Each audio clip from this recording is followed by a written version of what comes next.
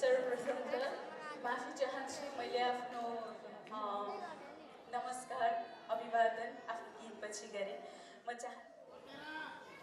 चाहन्छु पहिला शुभकामना दिउँ किनभने मौसम नयाँ वर्षको छ, त्यसैले गर्दाखेरि र मलाई आज म पहिलोपटक अमेरिकामा म एकदम यो यति खुसी लागिराखेको छ कि यति धेरै अडियन्सको अगाडि म कार्यक्रम गर्दैछु। Thank you so much. एउटा कलाकार त्यति बेलासम्म कलाकार रहन्छ जबसम्म उसको अगाडि यस्तो अडियन्स हुन्छ।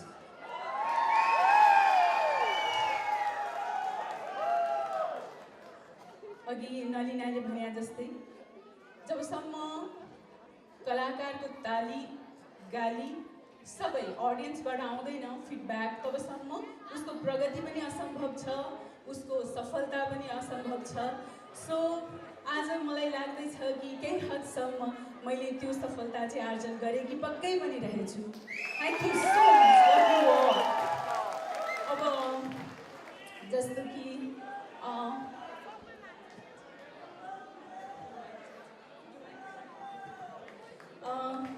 म अलिकति बोर गर्न चाहन्छु तपाईँहरूलाई। बोर यो कारणले कि नमिठो स्वर त मैले सुनाइहालेँ, अब केही आफ्नो भावनाहरू पनि सुनाउन चाहन्छु आफ्नो कविता सुनाएर।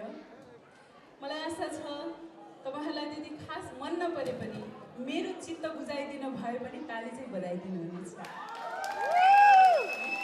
कस्तो ज्ञानी अडियन्स। अघि मैले एउटा कुरा चाहिँ नोटिस गरिरहेको थिएँ हाम्रो नलिनाजीले गीत गाउँदाखेरि कपालको कुनै एउटा उहाँले एउटा शब्द भन्नुभएको थियो, कुनै जस्तै के कपाल, तर त्यो कपाल चाहिँ उहाँलाई हेरेर भन्नुभएको थियो। मैले यस्तो हेरेँ निकै कपाल लामो भएको मान्छेले चाहिँ क्या हो भने जस्तो कपालै छैन उहाँलाई हेरेर ट्राई गर्नुभएको छ। अनि अर्को कुरा एउटा रमाइलो रोचक कुरा भन्न चाहन्छु। मैले जब यहाँ आउनु अगाडि एउटा प्रमिस गराएको थिएँ रवि लामिछानेलाई। उहाँले मलाई भन्नुभएको थियो दिदी नब्रास्कामा जानु पऱ्यो। अब नब्रास्का भने गाउँ नाम पनि सुनेको छैन मैले है। नब्रास्का। अनि त्यहाँ भिनाजु भेटिन्छ त भाइ, म त सिङ्गल छु भनेर भने होइन। अनि ओहो ल प्रब्लमै छैन दिदी एयरपोर्टमै लिन आउँछ भनेर भने। मैले एकदम ह्यान्डसम राम्रो हेर्दै एकदम झकास भिनाजु हुनुपर्छ नि भनेर हुन्छ हुन्छ भनेर भने। भरे हिजो बेलुकी टक्क प्लेन ल्यान्ड भएपछि मेरो ड्रिम कस्तो भने ओ क्या ह्यान्डसम एकदम भिनाजु चट्ट परेको है, हक पनि पऱ्यो। भरे त हाम्रो अनिजी जसको 20 वर्षको छोरा अलरेडी छ उहाँ पनि लिन आइराख्नु भएको थियो। त्यो जस्तो ट्रेजेडी मेरो लाइफमा आजसम्म भएको थिएन।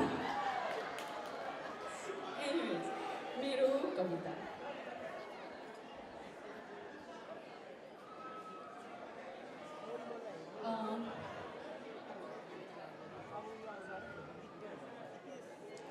मैले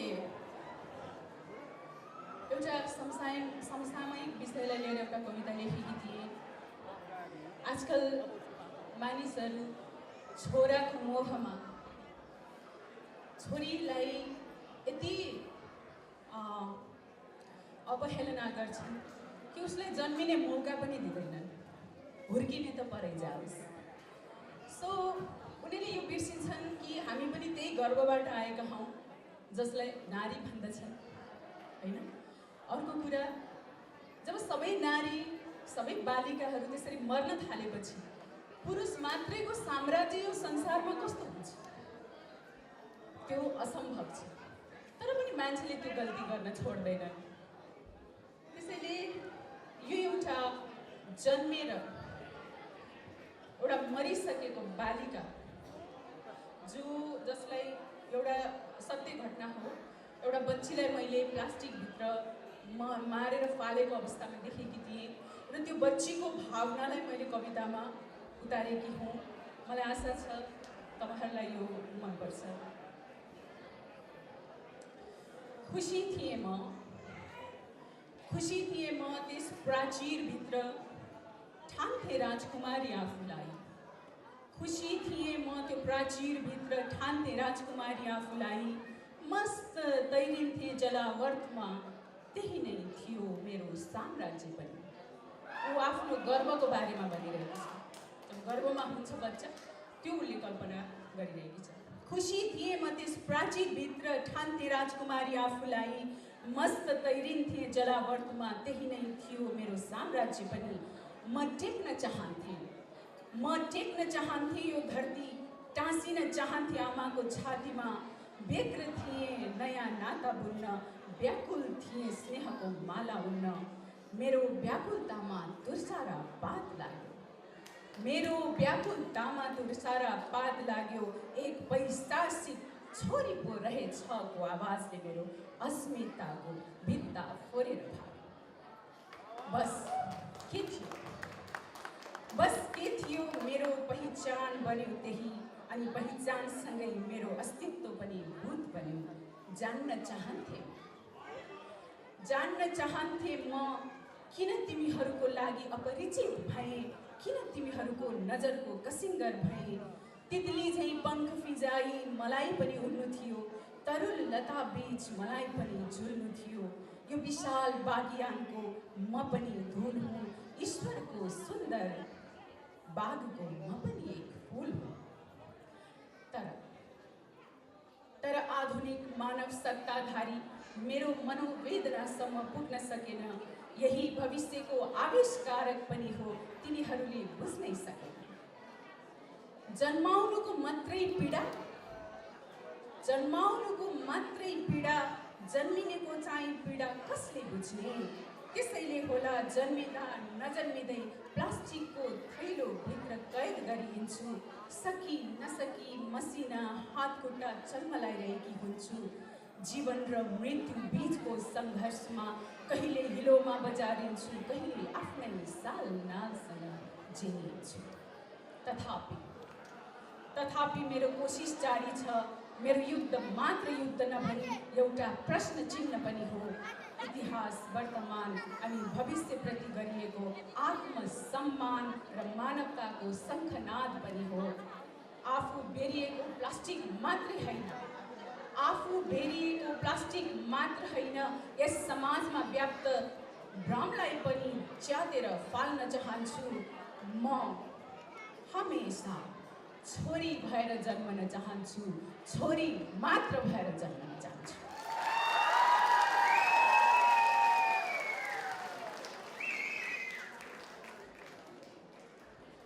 अब एउटा त्यो कविता जुन म प्राय नाङ्लो बेकरीमा कहिलेकाहीँ हाम्रो कलाकार विपना थापासँग बस्दाखेरि त्यहाँ सडक बालकहरू आउँथे मसँग जिस्किन्थे अनि उनीहरूसँगको एउटा सानो स्मरण हो यो। त्यो म तपाईँहरूलाई सुनाउन चाहन्छु। ऊ थियो केटो एक जसको नाम थियो अनेक। ऊ थियो केटो एक जसको नाम थियो अनेक। कोही उसलाई ऋतिक भन्थे कोही गोविन्दा। अचम्म लाग्थ्यो मलाई पनि जहिले यो सुन्दा। कहिले बन्थ्यो भुवन केसी कहिले राजेश हमाल। नाटकीय त्यो फुच्चे तर गर्थ्यो सधैँ कमाल। बाटो हिँड्नेहरूसँग माग्थ्यो जहिले पैसा। नदिनेलाई शानले भन्थ्यो भन्यो फुर्के जैसा। नाङ्लो बेकरीको ढोका भत्काउला चाहिँ गरी चिच्याउँथ्यो। गरेर चियाउँथ्यो। जब म कफीको चुस्की लिन्थेँ ऊ मलाई गिज्याउँथ्यो। म उसलाई भित्र बोलाएर खाने निमन्त्रण दिन्थेँ। ऊ बाहिरैबाटै मलाई ठग्ने जुक्ति सोच्ने गर्थ्यो। गौरी म्याम खाइदिनुहोस् न 50-60। म भन्थेँ तँलाई 50-60 होइन दिन्छु म लाठी। ऊ त्यसबेला खिक्का छोडेर कालो दाँत देखाउँथ्यो। त्यही बेला मलाई उसलाई पिस्कन अङ्गाल्न मन लाग्थ्यो। थाहा थियो ऊ फेन्सिडिलको नसामा डुब्छ भनेर, थाहा थियो ऊ फेन्सिडिलको नसामा डुब्छ भनेर, थाहा थियो उसका कैयन साथीभाइ यो नसामा रुन्छ भनेर। किन खान्छौ त यस्तो विष टिचर भएमा एक दिन, किन खान्छौ त यस्तो विष टिचर भएमा एक दिन, मुस्कुराएर विद्वान बन्यो, पिउँदा पिउँदै जिन्दगी यो रित्याउन चाहन्छु म गौरीमा। धत फटा, यो उमेरमा पनि यस्तो भन्छ, के गर्नु म्याम, सबैले मलाई सिङ्गर भन्छन्। उफ, मेरो हात जसै आफ्नो टाउकोमा पुग्थ्यो, मेरो हात जसै आफ्नो टाउकोमा पुग्थ्यो, त्यसै बेला मेरो हारमा खित्का छुट्थ्यो। समयको अन्तराल बीच अब भयो होला ऊ पनि जवान, समयको अन्तराल बीच अब भयो होला ऊ पनि जवान। के उसलाई याद आउँछ होला यदा कदा आफ्नो गौरी म्याम, याद आउँछ होला। दर्शक, यो घटना घटेको वर्षौँ भइसक्यो, अब ऊ पनि जवान भइसक्यो होला, कतै हिरो सिरोको रोल पनि ट्राई गर्दै होला। सो म पनि अब मेरो अर्को कार्यक्रमको लागि ट्राई गर्छु, तपाईँहरू इन्जोय गर्नुहोस्। एकछिनपछि म तपाईँहरूलाई फेरि भेट्छु। Thank you.